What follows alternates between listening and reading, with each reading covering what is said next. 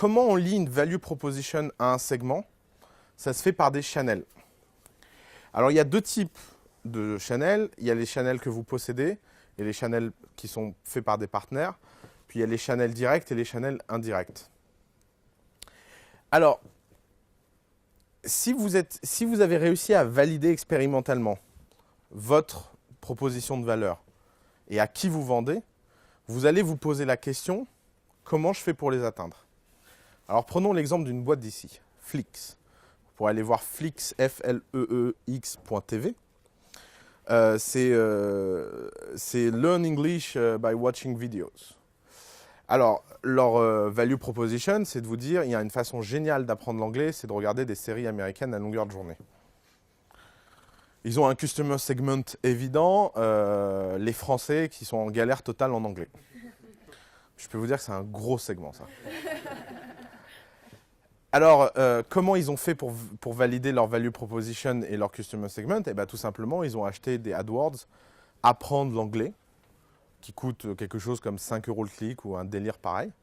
Puis sur très peu de gens, ils ont modifié, itéré leur design jusqu'à avoir plus de 40% de taux de conversion en ayant les bons mots, etc. On parlera de ça après. Une fois qu'ils ont eu ça, ils ont value proposition et customer segment, mais ils n'ont pas de channel. Pourquoi? Parce que acheter des AdWords à 5 €, ce n'est pas un channel. Parce que si vous achetez des AdWords à 5 €, vous n'allez jamais réussir à rentabiliser les gens. Parce que si vous n'avez que 40% de taux de conversion, ce qui est déjà énorme, vous voyez bien le coût que vous avez avant de rembourser. Mais au moins, maintenant, ils peuvent arrêter d'acheter des AdWords et ils peuvent se demander, cette question théorique fascinante, comment ces gens qui tapent « apprendre l'anglais » peuvent être touchés sans acheter d'AdWords. Et ça, c'est la troisième étape. C'est la découverte des channels. Alors un channel, c'est toujours 5 étapes dont il faut devenir maître. Ça sert à 5 choses. L'awareness, c'est apprendre aux gens que vous existez. Alors l'awareness la plus stupide, la presse. Mais par définition, dans la presse, le problème c'est que les gens retiennent à peu près 30 secondes ce qu'ils ont lu.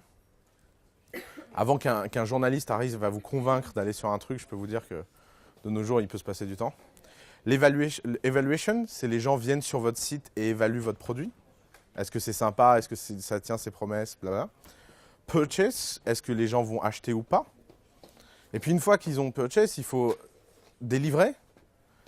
Et puis il faut gérer l'after sales. Est-ce que les mecs sont contents ou pas? Parce que s'ils ne sont pas contents, vous perdez des marketeurs. N'oubliez pas qu'aujourd'hui, la première source de marketing dans le monde, c'est les gens. C'est un drame. On ne peut plus vendre de la merde aux gens. Je peux vous raconter une anecdote, moi, qui m'a fasciné. Un jour, j'étais invité au G8 à une table sur les transformations numériques du monde ou une connerie dans ce genre. Et il y avait Mark Zuckerberg qui parlait avec le patron de CBS. Et le patron de CBS disait à Mark Zuckerberg, comme ça devant moi, il disait, c'est quand même terrible. Vous vous rendez compte, maintenant, les gens, quand on produit un film, si le film n'est pas bon, ils en parlent sur Facebook. Qu'est-ce qu'on peut faire, Mark? Alors, il y a Mark Zuckerberg qui était un peu en mode autiste. Je sais pas, non, c'est pas une bonne chose, ça? It's not awesome? Et le mec, il dit, mais tu sais combien ça coûte, un putain de film? Et alors, c'est ça le jeu des channels. C'est pour ça qu'une bonne maîtrise des channels, ça va jusqu'après la vente. C'est quelque chose qu'il faut maîtriser dans un cycle complet. Vous ne pouvez pas vous dire, sous prétexte que vous avez convaincu quelqu'un d'acheter, ça y est, mon boulot, il est fini. Et c'est vraiment des leçons d'épicier. Hein. Je veux dire, on peut chercher plein de choses dans l'Internet, etc. Mais dans le commerce de base, tous les bons commerçants vous expliqueront quelque chose. C'est qu'un client heureux, c'est un client qui revient. Enfin, c'est con, mais c'est quelque chose qu'il ne faut pas oublier sous prétexte qu'on est sur Internet. Alors, c'est quoi une stratégie de channel? Une stratégie de channel, c'est de trouver un moyen pour, sur les 5 phases, faire que votre message passe. Donc ça passe par 2 choses. Ça passe par tester des messages.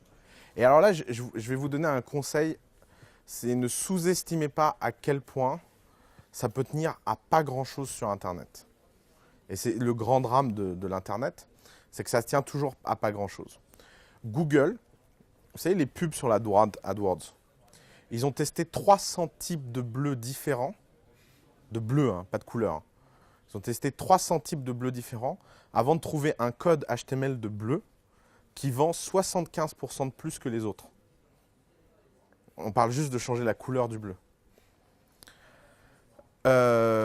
Si vous allez sur barackobama.com, vous verrez une page qui est assez simple et qui a un taux de donation de 82%.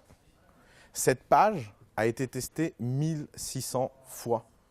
Ils ont fait plus de 1600 variations de la page avant de trouver la bonne taille de bouton, le bon texte, la bonne phrase, la bonne image d'Obama embrassant le bon bébé, etc., etc., etc. Sur Internet, la distance entre le succès et l'échec, il tient à un fil. Si vous n'êtes pas... Alors, vous êtes une start-up, vous ne pouvez ni faire du Google ni du Obama. Parce que vous ne pouvez pas tester 1600, vous pouvez en tester 10 ou 12. Donc vous avez intérêt d'avoir de l'instinct. Et vous avez aussi intérêt d'être radical.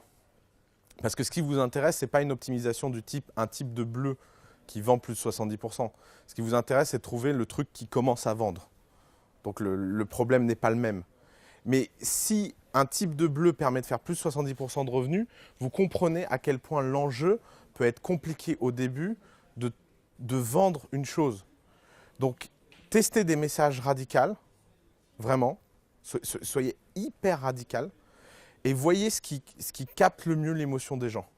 Et si vous captez quelque chose, alors vous serez sur quelque chose. Deuxième chose, le plus court chemin vers le succès, c'est la haine. C'est ni l'amour et encore moins l'indifférence. Si les gens viennent sur votre site et vous disent « cool », vous ne pouvez rien en faire. Si quelqu'un vient sur votre site et vous dit « mais c'est quoi ce truc de merde? Pourquoi on ne peut pas faire ça ?»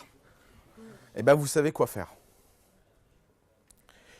Et c'est pour ça qu'être radical, c'est quelque chose d'incroyablement utile. Parce que même si vous vous trompez en étant radical et que les gens réagissent en masse en négatif, au moins vous saurez où est la valeur. Et c'est ça le but du jeu. Le but du jeu, c'est de découvrir où sont les gisements de valeur. Notre exemple, à propos de ces histoires d'indifférence, c'est que aujourd'hui, tous les entrepreneurs pensent qu'une roadmap produit, c'est quelque chose qui ressemble à ça. Toutes les semaines, on ajoute de nouvelles features. Ça ne marche pas. La seule chose qui fait que vous puissiez vendre, c'est que vous ayez trouvé la bonne feature. Et la seule façon de trouver la bonne feature, c'est de rentrer dans des cycles qui ressemblent plus à ça, où en fait, vous passez d'une version à l'autre, non pas juste en rajoutant des features, mais en supprimant toujours autant de features que vous en rajoutez. Pourquoi vous supprimez des features? Parce que si vous supprimez une feature et que personne ne râle, eh bien, ça veut dire qu'elle ne servait à rien. Si vous supprimez une feature et que d'un seul coup tout le monde râle et que vous vous faites insulter à longueur de journée, par email, etc., vous savez que vous avez enlevé de la valeur et vous savez où est la valeur. Alors, les Américains, ils ont ce proverbe « less is more ». Vous n'imaginez pas à quel point c'est vrai. Un produit, ce n'est pas une liste. Et pour les channels, c'est la même chose. Ce n'est pas en multipliant les channels que vous trouverez le bon. Ce que vous devez faire au début, c'est tester beaucoup de channels, mais à partir du moment où vous en trouvez un qui marche mieux que les autres, vous ne faites plus que celui-là. Parce que ça ne sert à rien de disperser vos efforts. Pensez encore une fois au fait que vos ressources sont limitées et que le but du jeu, c'est d'allouer votre effort de la façon la plus intense et la plus rapide possible. Si vous avez 5 idées de distribution, de channel de distribution, et qu'il y en a une qui fait ne serait-ce que 1% de mieux que les 4 autres, vous avez plutôt intérêt à mettre 100% de votre effort dans celui-là puisque vous ferez 101%. Plutôt que de ne faire 1% de mieux que sur 20% si vous avez divisé par 5. C'est pour ça que c'est toujours des cycles de ce genre-là. On essaye plein de choses, on en enlève plein, on stabilise. On essaye de nouvelles choses, on enlève des choses, on stabilise, etc., etc.